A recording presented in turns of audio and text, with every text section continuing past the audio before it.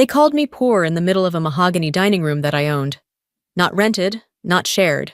Owned, down to the deed in a filing cabinet that bore my signature. My name is Varel Dane, and for most of my life, my extended family thought I was a failure. At the Dane family's monthly strategy dinners, everyone came armed with business bragging rights. Blair would flaunt her luxury brand campaigns like they were royal decrees. Jackson? He once made a toast about a helicopter ride he took just to skip traffic. I showed up in worn jeans, driving a 10-year-old sedan, with barely a whisper about my work, and so they assumed the worst. "You're still in that little apartment, right?" Blair had asked last month with a smirk, her gold bangles clinking like punctuation marks. "You should really consider something more adult." I smiled, nodded, and reached for the pitcher of water. They didn't know that the little apartment she referred to sat at the center of a 5-property portfolio I owned under a name they'd never connect to me, Cobalt Ridge Partners. Tonight would be different. Tonight, they'd finally find out what I'd been building in silence, and what happens when the family disgrace turns out to hold the keys to everything they thought was theirs. The Dane estate hadn't changed in 20 years. It was still the same sprawling monument to generational wealth. White stone arches, groomed hedges clipped with obsessive precision, and a valet station that ran like a 5-star hotel. Even the doormat still read, "Excellence is in our blood." I pulled up in my dusty Subaru, parked 2 streets over, and walked in through the side path. I didn't need the valet, or their questions, not tonight. Inside, the foyer gleamed, polished marble, abstract oil paintings that meant nothing, staff in crisp black uniforms. No one greeted me by name, but I knew the layout by muscle memory. I could still feel the sting from every childhood dinner, where I'd been seated at the far end, like a distant cousin someone had to invite out of guilt. Dinner was served in the formal dining room, a cavernous space with vaulted ceilings and a chandelier so oversized it looked like it could crush you if you said the wrong thing. I took my usual seat, not quite at the children's table, but certainly not among the power players. My cousin Jackson was already in full form, swirling his Cabernet like it was a prop. "Just flew in from Aspen," he said, speaking loud enough for the entire table. "Closed on a chalet next to a guy who owns half of Silicon Valley. The floors heat themselves, and the driveway melts snow." "Sounds charming," Aunt Celeste said, not looking up from her wine. "We just hosted the governor for brunch. He brought his own chef." Not to be outdone, Blair joined in. "I had lunch with someone from Vogue Interiors last week," she purred. "They want to feature my new flagship in Soho. It's all reclaimed marble and custom cashmere walls. Only by invitation, of course." Laughter rippled around the table. I took a quiet sip of water. Still sparkling. Still overpriced. Still meant to remind you that you didn't belong. Uncle Malcolm was tapping at his phone. He never said much, just nodded approvingly at the loudest voices. And then, of course, came the pivot. Aunt Celeste turned toward me with that perfectly still smile. "And Varel, dear, how's Portland?" There it was. I set my fork down. "Peaceful," I said. Blair leaned in, eyes already gleaming. "You're still in that little duplex, right? On Maple or, wait, Marion Street?" "Marion," I answered slowly. "Oh, right, Marion," she laughed. "Isn't that where they're planning to do rezoning? Something about the whole block being bought out?" I gave a neutral shrug. "I've heard rumors." Truth. That building was one of my earliest acquisitions, the very first multi-unit property under Cobalt Ridge Partners. I'd overseen the renovations myself, fought tooth and nail to preserve the 1940s stonework, and negotiated protections so longtime residents wouldn't be pushed out. To them, it was a forgotten corner of town. To me, it was sacred ground. "Still renting, then?" Jackson added with a smirk. "Didn't know people still did that after 30. "I like the space," I replied simply. Celeste tilted her head. "But you're 36 now, aren't you, dear?" 36, I confirmed. She gave a faux sympathetic sigh. "It's time to own something real, build a future." The table nodded in smug consensus. "I'm managing," I said, fighting the curl of a smile. They kept going, like I hadn't even spoken. Blair was on her second glass of wine, and her third monologue about boutique fragrance markets. Jackson discussed commercial properties in Miami he hadn't even visited. Celeste spoke of legacy wealth, like it was her invention. They assumed I was just there to listen. What they didn't know, what none of them could even begin to imagine, was that the very room they were sitting in, the estate they held so dear, was soon to be entangled in the biggest reckoning of their lives. Because tonight's dinner had a hidden agenda.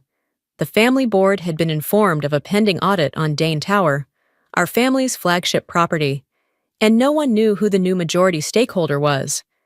They thought it might be foreign money or a venture group. They were wrong. It was me. And soon, every single person at that table would understand what I'd really been doing all these years, while they laughed at my thrift store cardigans and recycled handbags. I was building, quietly, thoroughly, and I was about to flip their entire world upside down. 10 years ago, I signed the Articles of Incorporation for Cobalt Ridge Partners on the back of a coffee receipt. I was 26, underemployed, and living off commission scraps from showing low-rent apartments. While Blair was jetting off to fashion weeks and Jackson was burning investor money on biotech passion projects, I was cold-calling landlords and negotiating lease renewals for elderly tenants terrified of rent hikes. It wasn't glamorous, but it was real. I learned fast about depreciation, zoning loopholes, quiet title actions. I saw how entire neighborhoods were gutted by developers who treated people like obstacles, and I decided I wouldn't build that way. If I was going to be in this business, I would do it on my terms. Cobalt Ridge started small, a fourplex in southeast Portland, then an 8-unit complex. I partnered with contractors who believed in fair pay. I kept rents stable. I restored buildings instead of erasing them. And while my family dismissed my low-level hustle, I was assembling something they couldn't fathom. A reputation. By the time I hit 30, I had enough equity to start moving differently. I created subsidiaries, trusts, shells within shells. Not to hide wealth, but to shield intention. I didn't want to be chased for partnerships or headlines. I wanted control. And then Dane Tower came up for sale. It was a family monument, an aging high-rise downtown built by my great-grandfather, once a beacon of pride.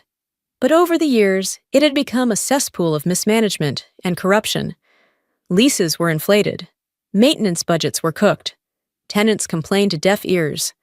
The current board, stacked with family members, wanted to sell it quietly to a buyer who wouldn't ask too many questions. I asked every question. Through a firm based in Denver, backed by a capital pool with no direct ties to me, Cobalt Ridge acquired a 78% controlling interest in Dane Tower. Not a single person in my family knew, and that's exactly how I wanted it. I spent the next 6 months combing through the building's books. What I found made me nauseous. My cousin Jackson had diverted repair funds to cover closing costs on his Colorado property. Blair's branding firm had billed the building for resident engagement events that never happened. And Aunt Celeste? She was routing money through a cleaning service she technically owned. It wasn't just unethical, it was illegal. But I didn't report them. Not yet. Instead, I put together a transition plan, one that would bring in independent management, restore financial transparency, and preserve the building as affordable housing for longtime tenants. The announcement would be public, the audit results damning, but I wanted them to hear it first, face to face. That's why I agreed to attend the family dinner. They thought I was just the quiet cousin from Portland. They didn't know I held the deed to their legacy. And tomorrow morning, they'd all find out. The morning air was sharp, almost surgical, as I stepped into the glass elevator that carried me to the penthouse office floor of Cobalt Ridge. My reflection stared back. Black slacks, navy wool blazer, polished shoes. A far cry from the soft cotton cardigans my family associated me with. I arrived before the others. My assistant, Lyra, met me outside the boardroom. Audit packets are printed. Forensics report is in the binder. Media statement is embargoed until 10 a.m. She hesitated. They're already here, sitting in the side conference lounge like it's their war room. Let them wait, I said, stepping inside. 10 minutes later, the door opened. I didn't have to look to know who entered. The distinct perfume trails and leather loafers gave them away. Uncle Malcolm led the group, visibly tense. Blair followed close behind. her smile so tight it could snap. Jackson looked like he hadn't slept. "Excuse me," he barked. "This meeting is private." I turned slowly, met his eyes. "It is," I said. "And I invited you." Malcolm blinked. "Varel?" I nodded. "Welcome. Please, have a seat." Silence thickened as they took in the view. The walls, the logo etched on the glass. "This is your office?" Celeste whispered. "It is. And you work for, what is it, Cobalt Ridge?" "I am Cobalt Ridge." You could have heard a fork drop. "You?" Blair laughed once, hollow and shrill. "You own Dane Tower?" "I do," I said simply, "along with the audit reports, the debt register, the contractor history, and the new operating charter you'll be signing, or declining, today." "No," Jackson muttered. "This is a joke. You show people apartments. You rent." "I renovate, I preserve, I build," I said, my voice even. "And I've been watching this family bleed a building dry in the name of tradition. It ends now." I opened the binder, sliding the first report across the table. Page 12 outlines unauthorized withdrawals totaling $2.3 million, I said, glancing at Jackson. "Your Jackson Valley retreat? Paid with roof repair funds?" He went ghost pale. Page 21 details a marketing budget that doesn't align with any actual events. "Blair, your branding firm billed for 3 months of tenant programming, none of which occurred."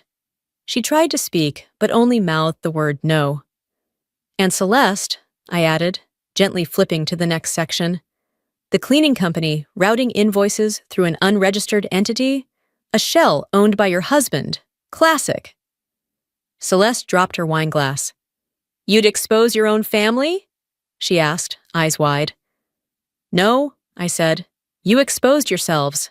I'm just holding up the mirror." Malcolm hadn't said a word. Now he shifted in his chair, his voice low. "We can fix this. We can clean it quietly." "Too late," I replied. "At 10 a.m., the press release goes live. The public will know that Cobalt Ridge is implementing operational reform across Dane Tower. That includes independent oversight, full transparency, and yes, legal review of past transactions." Jackson stood up, furious. "You want to ruin us?" "I want to reset us," I said. Blair's phone buzzed. She read the screen, color draining from her face. "It's out," she whispered. "Cobalt Ridge confirms new CEO, Varel Dane, acquires $1.9 billion in urban real estate, ranked top 3 for ethical development." The others stared at me as if I'd become unrecognizable. "You really lived in that apartment?" Blair asked, stunned. "I still do," I answered. "It keeps me grounded, unlike the illusion you all cling to." A long, suffocating pause. Then Malcolm asked, "What do you want from us?" "I want you to remember what the Dane name was built on," I said quietly. "It meant protection, community, legacy. You made it a punchline." I stood and gathered the binders. "So here's the choice. Sign the charter and work with me. Or pack your things. There's a nice set of starter condos available in the suburbs. I'll even waive the application fee." As I left the room, I didn't slam the door. I didn't need to. The silence behind me was the sound of power-changing hands. The press release went live at exactly 10 a.m. By 10:07, my phone had 17 missed calls, 5 text messages, and 2 voicemails, one from Uncle Malcolm and one from Blair, that started tearful and ended with something that sounded like rage wrapped in disbelief. I didn't listen to either. Instead, I watched the news ticker scroll across the muted flat screen on my office wall. Cobalt Ridge. CEO revealed. Varel Dane quietly acquires majority control of Dane Tower in historic turnaround deal. They called me invisible. Turns out, invisibility is just the first step toward being underestimated, and then becoming undeniable. Within 24 hours, the walls began to crack. Celeste announced her resignation from 3 local foundation boards. The official reason was mental health and family focus. The real reason? Whispers about misuse of public grants and nepotistic vendor contracts were growing louder by the hour.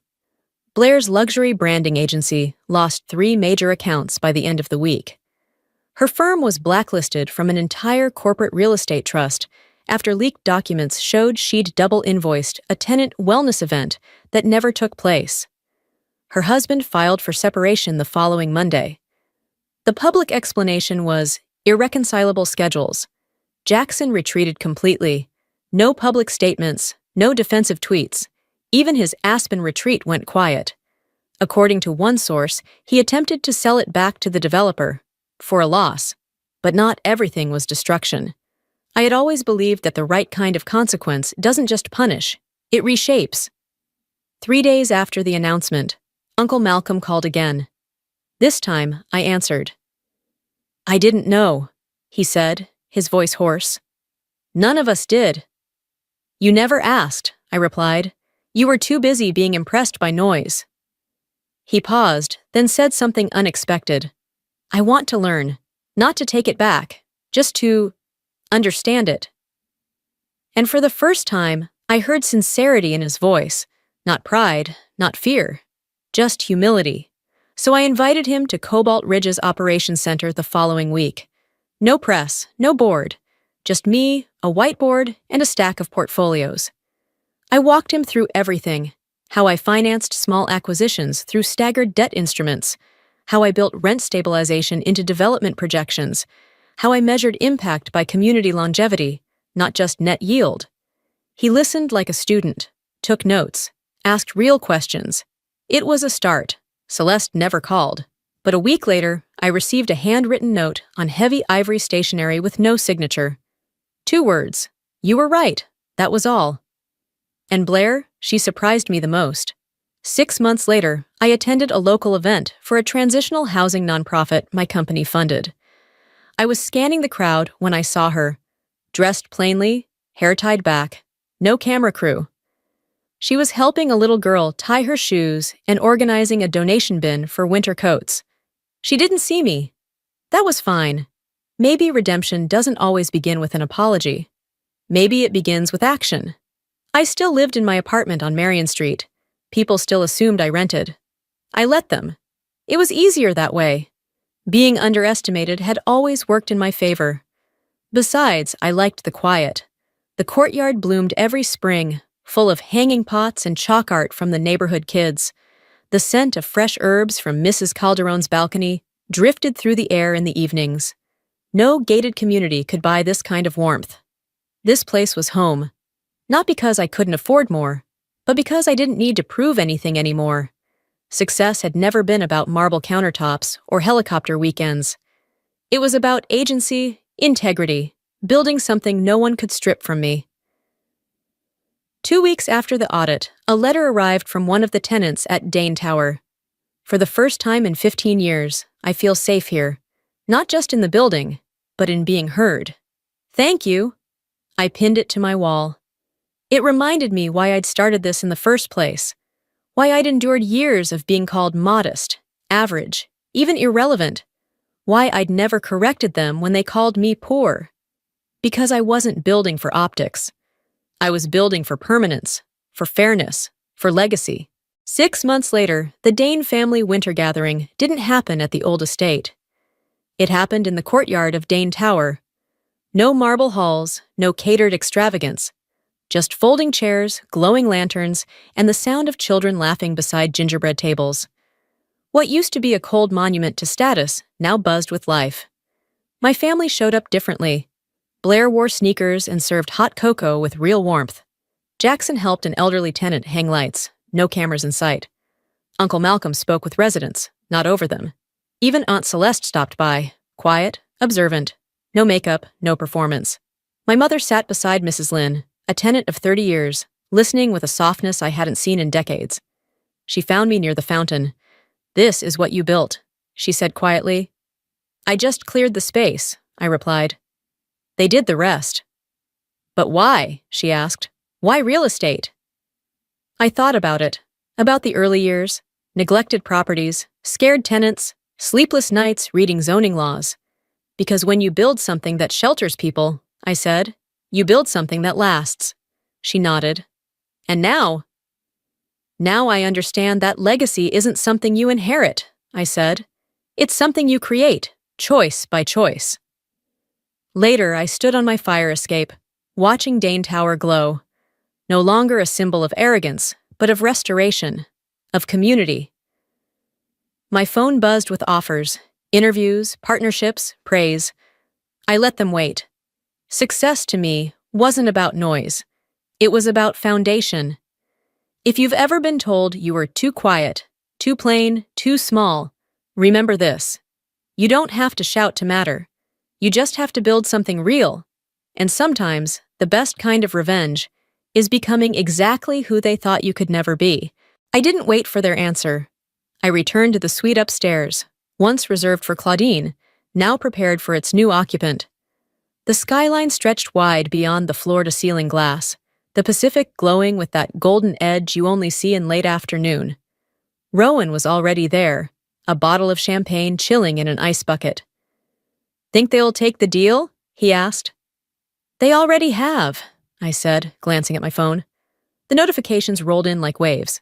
Grayson's resignation, formalized. Claudine's early retirement, announced. The board's vote, passed. Barely, but passed. By sunset, it was official. The empire that once laughed at my ambition now reported to me. I poured a glass and walked to the desk, my desk now.